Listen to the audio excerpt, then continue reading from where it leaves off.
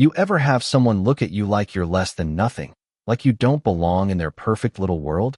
That's how it started for me, standing on my own front lawn in Oak Ridge Meadows, a quiet little neighborhood in upstate New York, watching Karen Whitaker, the HOA queen, sneer at my son, Ethan, and his service dog, Max.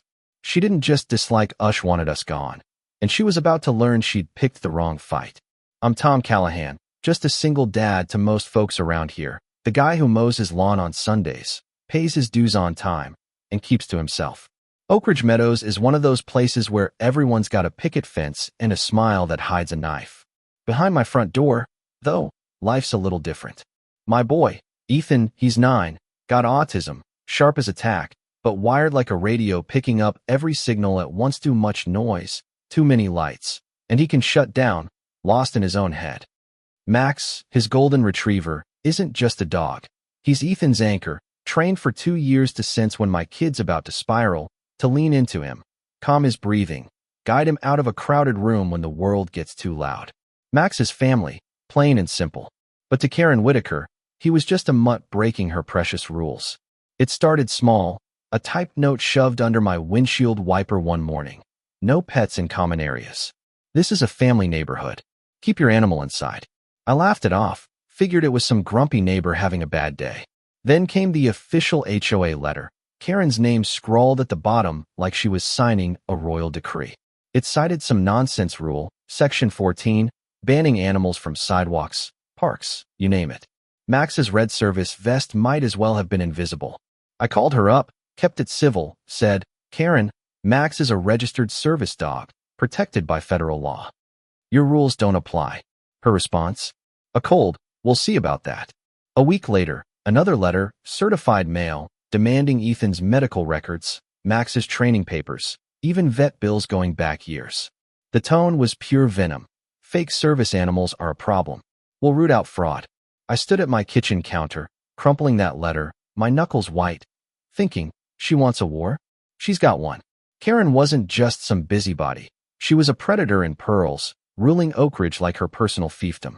She'd built her empire on fines, threats, and that smug smile she wore while watering her roses like a general inspecting troops. She didn't care that Max was Ethan's lifeline. She saw a chance to flex her power, to make us bend. Fines started rolling in, $75 a day, unless Max was removed from the premises. She claimed neighbors were complaining about barking, messes, safety risks, all lies. Nobody ever said a word to my face. This wasn't about rules. It was about control, about her need to crush anything that didn't fit her picture-perfect vision. What Karen didn't know, what nobody in Oak Ridge knew, was I wasn't just some guy fixing pipes at the local college. That was a cover. My real work. I run security ops for a federal agency, the kind that takes years to clear and deals with things most people never hear about.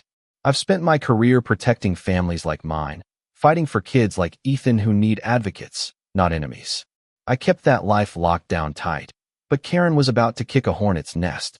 It all came to a head one humid Tuesday afternoon. Ethan and I were walking Max back from therapy, the kind of day where the air feels like a wet blanket. Construction noise from a neighbor's remodel was rattling Ethan, his hands flapping, his breathing getting shallow. Max was on it, guiding him to the sidewalk, pressing his weight against Ethan's legs to ground him. I was just starting to see Ethan's face relax when Karen stormed out of her house, heels clicking like gunfire, her blonde bob bouncing with every step. "This circus act ends today," she snapped, phone in hand, finger jabbing the air. "That dog's a menace, and I'm done with your sob story." I stepped in front of Ethan, voice low. "Lower your voice, Karen. My son's autistic. Loud noises can trigger him. Back off." She laughed, sharp and mean. "Autistic? Sure, just another excuse for a brat and a fake service dog. I'm the law here, Tom, and I say that mutt's gone." Ethan's breathing hitched, his hands clutching Max's harness. I could feel my pulse hammering, but I kept it steady. "You're breaking federal law, Karen. Max is protected. You touch him, you're done." Her eyes gleamed, like she'd been waiting for this. "Oh, I'm not scared of your little threats," she hissed, stepping closer, her perfume choking the air. Then she moved, fast, grabbing Max's vest and yanking him away from Ethan.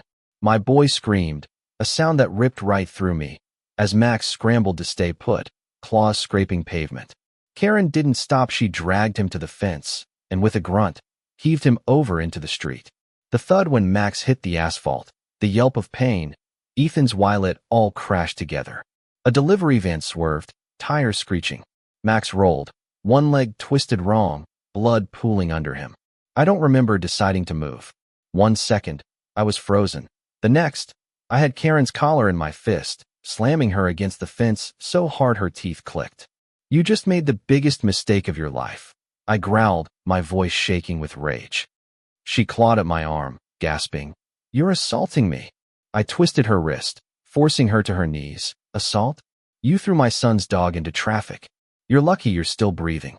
Ethan was sobbing, rocking, blood on his forehead from hitting the ground.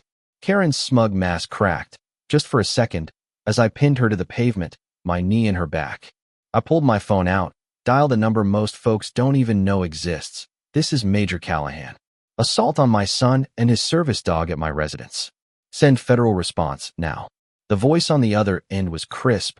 3 minutes, sir." Karen squirmed, spitting. "You can't do this. I'm the HOA president." I leaned down, my voice ice. 3 minutes, Karen. That's how long you've got to pretend you're still in charge." The first helicopter broke over the trees, blades thumping, followed by black SUVs screaming into the cul-de-sac. Neighbors spilled out, phones up, jaws dropped. Karen's face went pale as agents in tactical gear swarmed, doors slamming, orders barked. I yanked her to her feet, shoving her toward the lead SUV. A woman stepped out, Lieutenant Maria Torres, her eyes scanning Ethan, Max, then Karen. "Major Callahan, who's the assailant?" I pushed Karen forward, "Right here. Assaulted my son, crippled his service dog, violated ADA laws." Karen stammered, "This is my neighborhood." Torres cut her off. "Not anymore. Cuff her." The feds moved like clockwork, snapping cuffs on Karen as medics rushed to Max, stabilizing his leg. Ethan clung to me, shaking, but I whispered, "Max is gonna be okay, buddy. We've got this." Karen's protests faded as they shoved her into the SUV, her perfect hair a mess, her empire crumbling in real time. The neighbors watched, some cheering quietly, others filming. For years, she'd ruled them with fines and glares. Now, they were free. 3 months later, the courtroom was packed, news cameras outside buzzing like flies. Karen sat in a stiff gray suit, still trying to look like she owned the place. The evidence was brutal security footage of her dragging Max, Ethan's screams, the delivery driver's testimony about the dog hitting the street. When I took the stand, I didn't hold back. This wasn't about rules. Karen Whitaker attacked my son's dignity, his safety, because she thought she could. She's not a leadership bully. The jury didn't blink. Guilty on all counts: assault, ADA violations, destruction of federal medical equipment. 18 years, no parole, $2 million to fund service dogs for kids like Ethan. As they cuffed her again, I caught her eye. "Your rules just got rewritten, Karen." Oakridge changed after that. The HOA folded, replaced by a community board that actually cared about people. Ethan started speaking at schools, telling kids about autism, about Max, who's back to wagging his tail with a shiny hero dog tag. We turned an empty lot into Ethan's place, a sensory garden for kids with disabilities, with a plaque that reads, "Different is strong." One night, as we sat on the porch, Ethan asked, "Dad, will she come back?"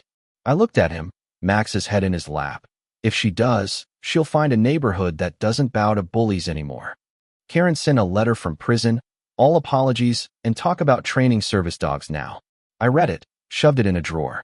Words don't undo what she did. Redemption's earned, not written. The real win? Seeing Ethan smile again, fearless, with Max by his side. That's what I fought for, not revenge, but my kid's peace. So, here's my question to you. What would you do if someone came for your family, your peace? Drop a comment, tell me your story, or just say, "I stand with Ethan," so I know you get what this fight was about. Hit that like button if you think no kid should face cruelty alone, and subscribe, because the next battle for what's right might be closer than you think. Let's keep standing up, together.